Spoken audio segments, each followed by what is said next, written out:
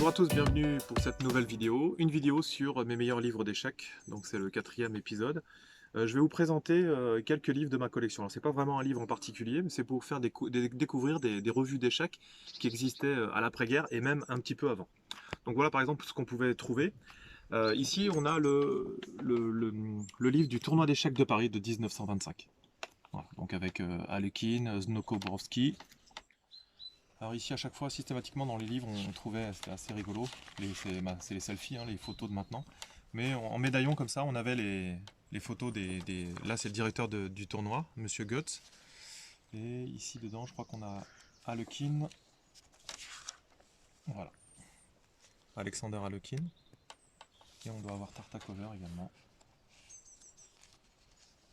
Voilà, Savielly Tartakover. Donc ça c'était le livre de tournoi. Ça se faisait beaucoup, hein. Beaucoup de tournois, dès qu'un tournoi était organisé, à l'issue il y avait un tournoi avec les nouveautés, avec ce qui s'était passé, etc. Alors maintenant on a les blogs, c'est sûr on a internet, mais bon c'est vrai que moi qui aime les livres, voilà c'est un petit peu particulier ce qu'on avait. Qu'est-ce qu'on avait aussi? Alors on n'avait pas les ordinateurs comme maintenant. Donc par exemple ici vous avez Manuel du jeu d'échecs système graphique, Metalnikov et Turpin. Donc ça c'est tout ce qui était E4. Donc ça c'était un livre d'ouverture. Alors là accrochez-vous. Voilà, ici par exemple vous avez le sommaire des ouvertures. Donc ici ouverture du fou du roi, partie viennoise, etc. Et c'était fait par un système d'organigramme. Et ensuite vous allez sur chaque variante. Et chaque variante était représentée donc avec des sous-variantes et avec une estimation de la position. Donc il y avait un carré blanc et un carré noir. Et en fait tout simplement pour savoir qui avait la position c'était égal ou supérieur. Ou, voilà. Alors, on n'avait pas supérieur ou égal comme on a maintenant. Mais voilà le genre de livre qu'on avait à l'époque.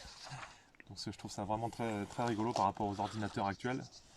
C'est intéressant, s'il y a des plus jeunes qui regardent, qui n'ont jamais vu ce genre de livres qui sont maintenant qu'avec Chessbase, voilà, ça peut surprendre. Par exemple, sommaire de la défense française. Variante Chigorin, variante Tarrasch, variante Marshall, variante Nimzovich. Est-ce qu'on avait celle qui a été jouée par la Winawer? Est-ce qu'on a la Winawer? Non, on n'a pas la variante qui a été jouée par, par Maxime contre Nepomniachtchi. Mais voilà le système qu'on avait, et puis on rentrait dans chaque variante, etc. Avec les coups et une estimation de la position. Donc ça c'était le genre de livres d'échecs qu'on pouvait avoir sur les ouvertures. On avait également, alors du coup, qu'est-ce que je peux vous montrer avant-guerre? Alors avant-guerre ici, ce qu'on avait, on avait le bulletin de la Fédération Française d'Échecs. Ici on a, c'était plus du style cartonné. Ça c'est ce qu'on avait avant la guerre, donc 1938, donc presque. Donc ici à chaque fois on avait donc des informations et puis la fédération qui communiquait avec la nouvelle des cercles, etc. Et à chaque fois des nouveautés théoriques et puis quelques positions issues des différents championnats. Voilà. Chronique théorique, études sur les parties. Et puis ici on avait aussi le coin des solutionnistes avec pas mal de problèmes. C'est vrai que maintenant, je trouve que ça fait partie du patrimoine des échecs, les solutionnistes, même si le problème, c'est pas ce que je préfère. En tous les cas, ils font partie intégrante du développement des échecs, et puis je trouve qu'à l'heure actuelle, on les oublie quand même un petit peu. Voilà. Donc il y avait toujours un coin des solutionnistes dans le livre de la Fédération française des échecs. Le format d'après-guerre, c'est celui-ci. Voilà. Par exemple, Assemblée générale extraordinaire du 29 février 1948, d'autant plus extraordinaire que c'était un 29 février. Voilà. Et pareil, ici, on avait un problème, très au noir, mat en 5 coups. On avait exactement le même système que l'autre. Alors, il y a des revues peut-être que vous ne connaissez pas, mais nos amis, nos voisins, par exemple nos amis belges, ici, j'ai paru en décembre 45. Donc, on avait revue belge des échecs. Voilà. Donc, la fédération belge faisait pareil, un petit fascicule. Donc là, on est deuxième année, le numéro 1. Pareil, c'est pas du papier cartonné, c'est du papier vraiment très très léger. Voilà, exactement, avec les nouvelles des différents championnats, des interclubs, jeux par correspondance. Et ensuite un petit peu aussi de victoire de l'URSS, voilà, des informations sur ce qui se passait à l'étranger. Donc là ici, revue belge. Donc on avait également aussi bien les revues françaises de la Fédération française et puis les revues belges des échecs. Ici, après la guerre, on a eu également de nouveaux magazines qui sortaient ici, s'appelle Le Monde des échecs. Alors ça n'a pas été, ça n'a pas duré très longtemps. J'ai les 12 premiers numéros. Voilà. Donc c'était une revue internationale, donc là ils allaient chercher un petit peu des informations à droite ou à gauche. Donc ici, par exemple les intervenants, on a le docteur Euve Tartacover, qui c'est qu'on connaît, André Chéron, collaborateur, Keeping, grand collaborateur pour les finales, Seneca, hein, qui pour le point des les échecs féeriques, les problèmes. Qu'est-ce qu'on avait ici? Pour vous donner le genre de type qu'on pouvait avoir. Partie jouée au cours d'un tournoi en Belgique. Les bases rationnelles du jugement échiquéen. Voilà. Dedans, j'ai trouvé quelques perles d'ailleurs où ils essaient de trouver un calcul mathématique pour trouver la valeur des pièces. Et c'est assez rigolo parce que je crois qu'ils trouvent avec leur calcul mathématique 3,02 pour les fous et 2,98 pour le cavalier. Donc c'est pour relancer le débat entre qui est le meilleur entre le fou et le cavalier. J'essaierai de vous retrouver ce calcul mathématique et puis de vous le présenter dans une prochaine vidéo. Donc le monde des échecs, revue internationale. Ici, on a bulletin des ouvriers. Bulletin ouvrier des échecs. Voilà. Édité par la FSGT. Bulletin d'échecs de la Fédération sportive et gymnique du travail. Bulletin de la Fédération ouvrière suisse d'échecs. Donc on avait à la fois les revues françaises, les revues belges, mais également suisses. Voilà. Donc ici, pareil, on avait quelques à nos anciens abonnés, à nos nouveaux lecteurs, etc. Des informations. Et puis bien sûr le tournoi de Zurich. Mais ça, c'était pas celui de 53, c'est celui de 46. Donc avec déjà des parties là, c'était Kotnauer et Martin, un Français. Le tournoi d'Hastings 45-46. Alors là, j'ai pas mal d'informations là-dessus. Parce que j'ai également d'autres revues, les revues anglaises, comme Chess, que je vais vous montrer juste après. Donc pareil, quelques pages, 16 pages. Voilà. Bulletin ouvrier. Donc là, j'en ai beaucoup de numéros.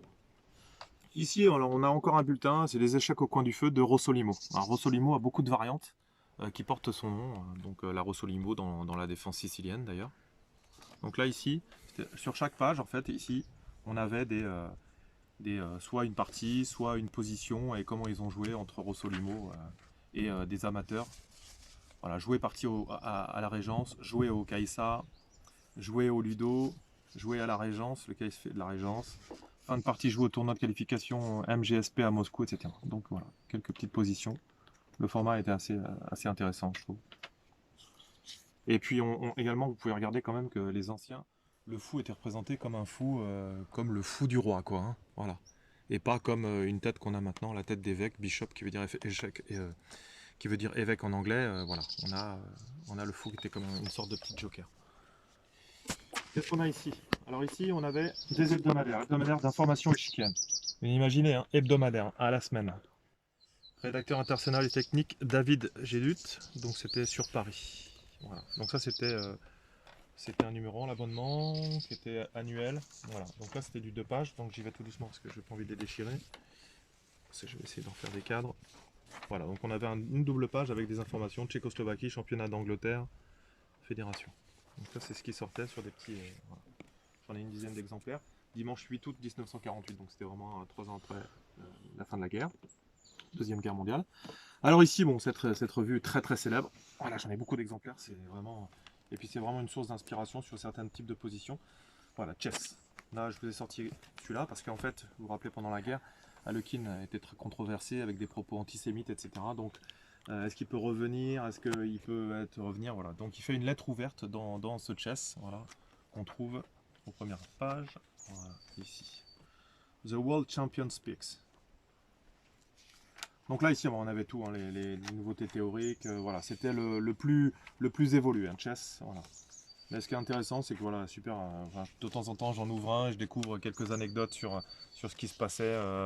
De temps en temps, je compare aussi avec la théorie actuelle de certains types de positions, la manière dont ils le jugeaient sans les ordinateurs. Voilà. Et c'est intéressant parce que du coup, on a une représentation vraiment humaine des échecs et pas, on va dire, un petit peu voilà, surfaite où voilà, dès qu'on est à... Les gens voient sur l'ordinateur 0,002, ils disent que les blancs sont gagnants, quoi. Voilà. Donc c'est assez intéressant. Problème page, pareil. Le coin des problémistes, ou des solutionnistes, comme on veut. Ceux qui les écrivent, ceux qui les résolvent. Voilà, Chess. Donc ça c'était cette revue, sûrement vous la connaissez plus que celle que j'ai pu vous présenter. Donc, revue belge des échecs, bulletin ouvrier des échecs, Fédération française des échecs, c'était le bulletin, donc après-guerre et avant-guerre, et le monde des échecs. On a également le courrier des échecs. Donc malheureusement, j'ai pas le numéro 1, j'ai le numéro 2. Peu importe, c'est juste en termes de collectionneur. Donc ça, c'est le courrier des échecs. C'était le bulletin trimestriel de l'Association française des joueurs d'échecs par correspondance. Voilà, un petit clin d'œil pour Igor Nataf s'il regarde cette vidéo. Lui qui est encore très actif au niveau de la correspondance. Donc là, il donnait pareil des informations sur les tournois qui étaient en cours, les nouveautés qui avaient été sorties sur ce qui avait été joué. Voilà. Les blancs reculent leur fou, etc. Variante Stanton. Et un petit peu de publicité pour les chocolats Rosanne fabriqués dans les Pyrénées. C'est assez rigolo. Voilà ce qu'on a comme publicité ici. Voilà, but à gaz, l'échiquier de Paris, revue, ils font de la publicité. Ensuite, Antar, l'huile, Rosanne. Voilà. Ils arrivent à trouver des sponsors au niveau des fédérations, alors que nous, on a du mal à trouver des sponsors, ça, de ne pas les perdre, ça me fait rire. Ici, alors une revue, pareil. Alors ça, c'est revue française bimestrielle d'échecs, numéro 3, donc l'échiquier de Paris. Donc, on avait vu qu'on avait eu la publicité dans le livre que je viens de vous donner. Donc ça, c'était un petit peu plus tard, c'était dans les années 50, ça. Voilà. Donc là, déjà, on a la couverture en couleur, avec les revues un petit peu plus grandes. Donc, jugement de notre concours littéraire, donc pareil, un petit concours pour une nouvelle sur les échecs, donc avec la gagnante, donc c'est assez intéressant. Alors, rétrospective romantique, comment il jouait. Donc voilà, il est parti de 1865, 1865, un petit peu comme nous. Ce qui est intéressant, c'est qu'il y a énormément de petits dessins. Voilà, voilà.